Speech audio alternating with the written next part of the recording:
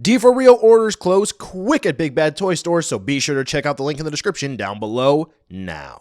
Pokemon, Kaiju, Dragon Ball, and more. It's Steven's Toy Reviews. Hello there, collectors. It is Steven here, and I have a review for you of one of the first DefoReal figures from X Plus, and this is Shin Godzilla. So on this one, I actually passed on it when it first came out, but you know what? I was able to get my hands on this little dude, and I have to say, now that I have it in hand, I'm very happy to have it. But I got to be honest with you. There was a reason why I passed on it the first time that I had the chance to get it. And I do have to say, some of those reasons are kind of still valid now that I have it in hand. What are those reasons? Well, despite the fact that this figure is really awesome, there are a couple of drawbacks. So let's take a look to see whether or not this figure is worth adding into your collection.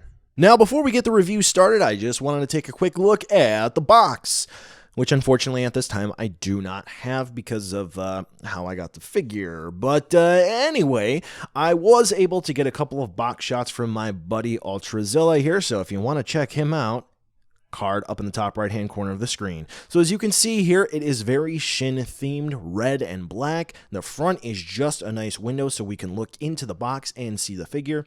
The back, promotional shots, and the sides of the box, pretty straightforward. Nothing too over the top here. Pretty much the figures that followed in the line follow this format for their respective movies and designs. Way to set the trend. So Shin here, what works, what doesn't? Well, for the most part, everything works. You see, X Plus is really known for delivering killer sculpts and painting their figures well. Of course, there are plenty of times where that hasn't happened. I'm not talking about those figures in this video, I'm talking about Shin, but this is definitely a winner here. Whether or not it's going to be some of the much finer details, including all the little cracks and crevices in Shin's skin, making him look like a survivor of an atomic bomb, or we're going to have all of the finer details such as all of the jagged teeth in the mouth area, including some of the ones that are poking out around where his lips should be, Shin generally looks great. Now, in terms of paint application, I do think everything is applied well, aside from a couple of areas where, you know what, quality control, but that happens across all lines. I do think the biggest issue I have in terms of paint and what initially swayed me away from getting this guy is I think X Plus went a little too overboard on making him red. To be honest with you, I think he kind of looks like a burnt piece of meat a little bit here, and not in the good way. See, if you take a look at the actual design, it does look like there are some strategic applications of the red on Shin poking out here, there, and everywhere, whereas here, it just kind of seems like every spot they had to have the red burst through, they took it. Also around the mouth, there is an excessive amount of pink shading on the teeth, which, for some folks, I can imagine that would definitely throw off. But you know what? Here, I do think it can be a winner for some folks. But anyway, let's take a closer look at the figure where we can definitely see that the eyes do capture that idea of Shin perfectly. They are indeed symmetrical in that they are both pointing down and to the side. So for those of you who need a good reference on how that should look for things such as the SH Monster Arts, which does not capture that, or the NECA figure, which does not necessarily capture that as well, though for the reissue, it actually kind of does. This figure does it phenomenally, and it does capture that creepy vibe, so good on them for that. And for some of the minimal quality control issues that I'm talking about that sort of may sway some folks away from this, if you take a look at the right eye, there is a little bit of that bone coloration that they used for the eye on the eyebrow. Yeah, did you miss it? Yep, that's exactly what I'm talking about. Very minor stuff here. Again, taking a closer look at the teeth, we can definitely see some teeth are sprouting out every which way on this figure, so that is a very cool addition here, really giving that chaotic, rapid evolution vibe to Shin, which is always nice to see. The paint is really chaotic as well. Some folks may love it, some folks may not, but that's okay, because at the end of the day, this does actually look cool.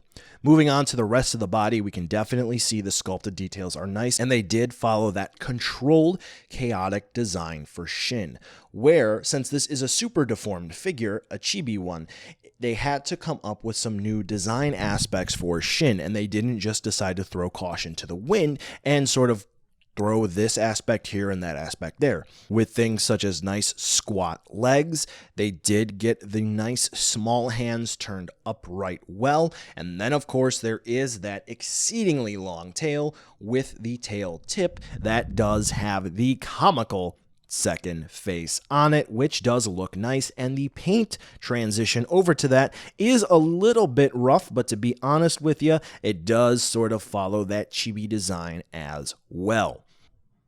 Now the last part of this section is going to be the dorsal plates, where you can see they do have the red base and they move up to the black tips. Very, very cool. So as you can see, Shin does look nice. The paint application is overall very cool. Some issues with transitions and shadings, like let's say on the toenails and the tail tip, but overall, Shin is very cool. Now, Shin does actually feature minimal articulation. The legs kind of swivel at the hips. I don't think they're actually intended to do this, but they can. You don't really get any movement out of them aside from just jutting a little bit back and forth, but they do objectively move.